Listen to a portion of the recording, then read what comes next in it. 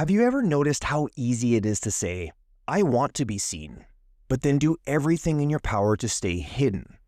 You make the post, you write the caption, you say the words, you hit publish and share it.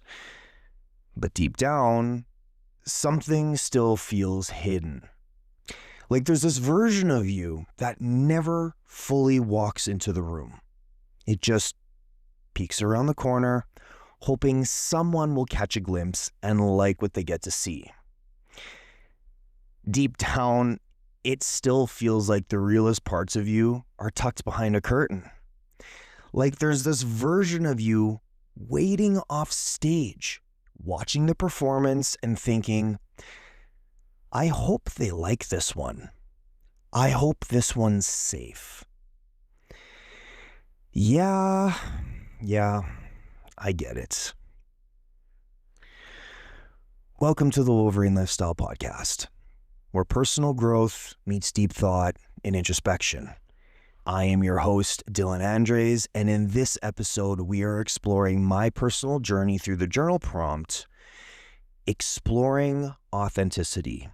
What does living authentically mean to you, and how are you honoring your true self? This is one of those questions that sounds simple to answer until you actually try to sit down and answer it. And today, I want to unpack what it's meant for me and what it might mean for you, especially if you've ever felt like being yourself comes with a perceived risk. Let's rewind a few years.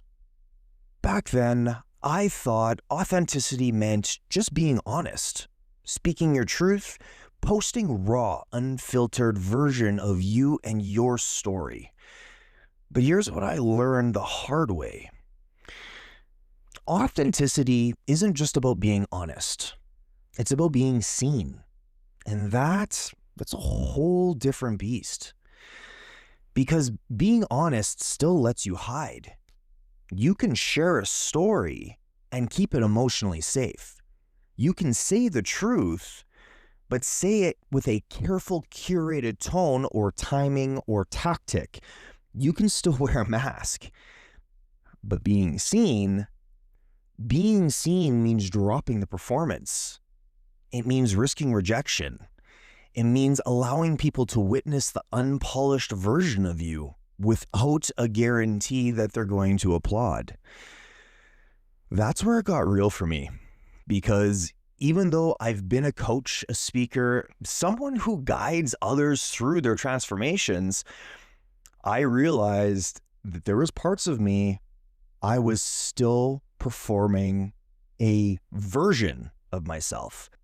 Parts of me I thought would be easier to accept, but I guess still weren't. This fear of being seen, I never wanted to admit that I had it. I mean, if you really think about it, how wild is that? I run a business that literally depends on me being visible, being online, being out there, being in front of people, being seen through and through. And yet, I notice patterns, subtle ones. I'll hold back from posting something raw because I worried about how it would land. I'd re-record a story 7 times because I didn't like how exposed it felt. I'd overthink decisions in my business to make sure I wasn't showing up too much. Underneath all of it, there's this whisper. What happens if they see the real me and they walk away? Because that has happened, both online and in real life.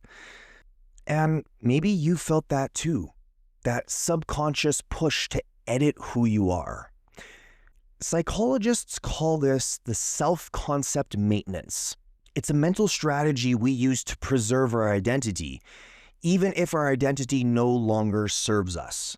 This is what our ego tries to do, by the way. If our nervous system has learned that being fully seen equals rejection or shame or punishment, then of course authenticity feels dangerous. Imagine this. You're standing behind a curtain of a theater.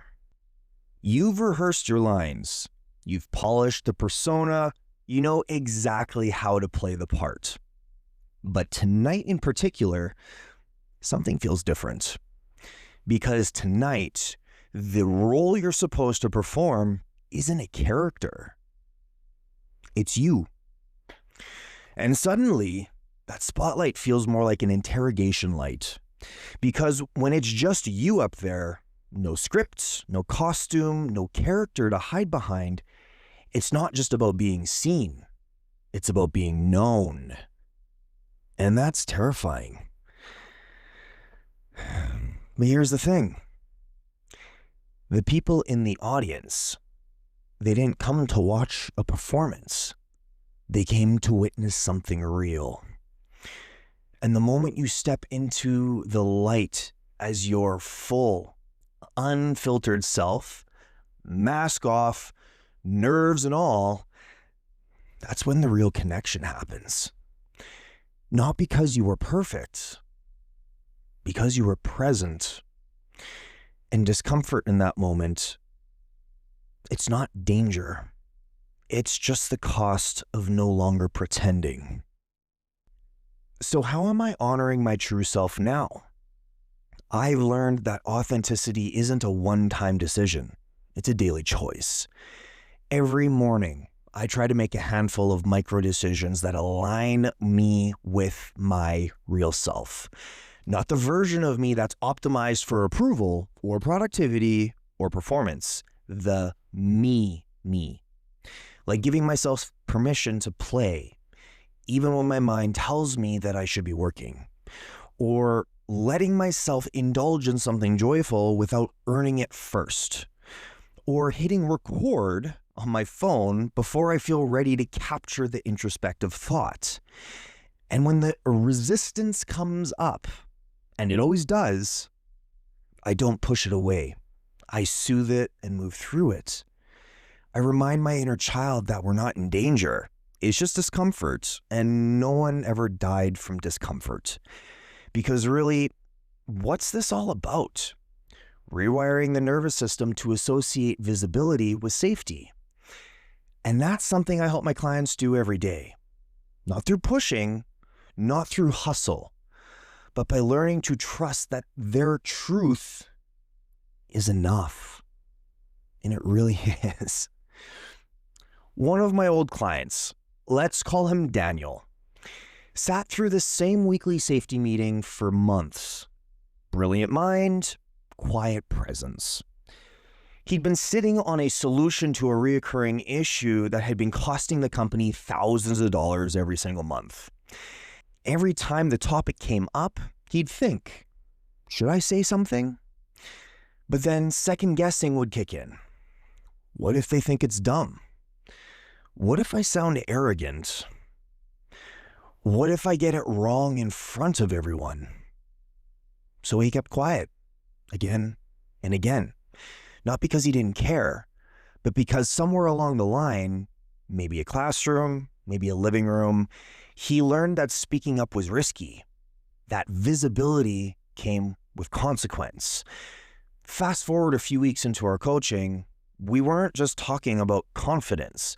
We were teaching his nervous system that discomfort isn't danger, that self-expression isn't rebellion, that being seen isn't the same as being judged.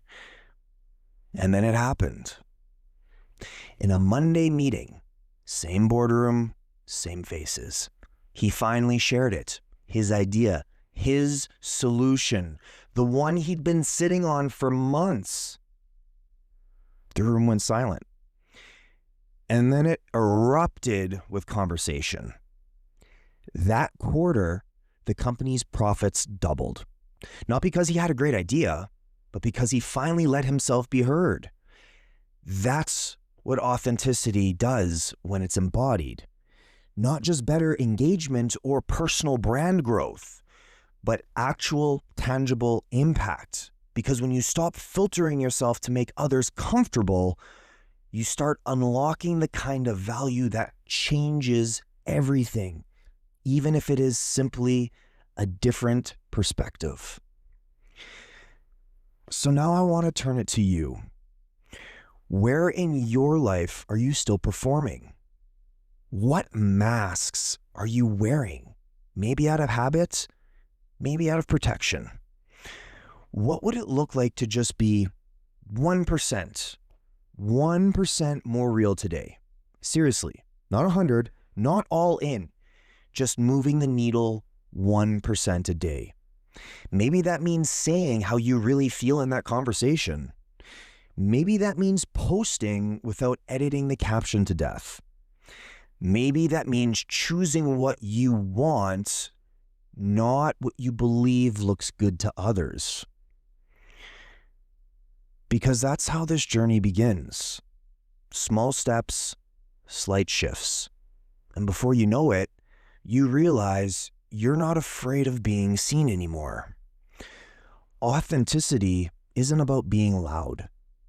It's not about oversharing or being raw simply for the sake of it. It's about congruence, alignment. It's about no longer abandoning yourself to win the approval of others. And listen, I'm still walking this road with you. Every day I still catch myself when I slip into old patterns and old performances. But now I catch them faster and I return to me, to myself, much, much quicker. And that's the work. I don't believe it'll ever fully go away. We just learn how to catch ourselves in the act a lot quicker. This isn't about confidence. It's about safety inside of yourself, expression, building a relationship with yourself that's so strong, you don't need to shrink yourself for anyone anymore. As always, thank you for joining me for this episode of the Wolverine Lifestyle Podcast. If it resonated with you, don't forget to subscribe, leave a review, and share this with someone who needs this reminder today. This reminder that they're worthy of being seen and they're not alone in this fear. And if you're ready to take a step further into your own self-exploration journey, grab my free ebook, 30 Days to Know Yourself.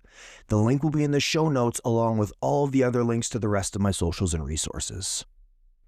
Until next time, remember, the world doesn't need more perfection. It needs more real.